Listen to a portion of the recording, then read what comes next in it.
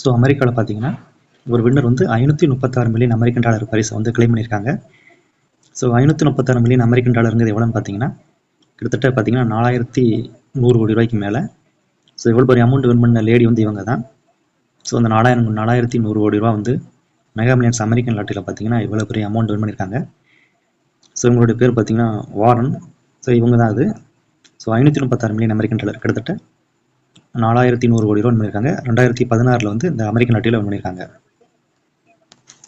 So நீங்களும் American lottery வாங்குறது எப்படி, தெரிஞ்சுக்கிறது எப்படின்னு நீங்கள் நினச்சிங்கன்னா இந்த சேனலுடைய ஹெட்டிங் அப்படின்னா சேனலோட ஐக்கானை கிளிக் பண்ணுங்கள். கிளிக் பண்ணி என்னோட சேனலுக்குள்ளே வருவீங்க.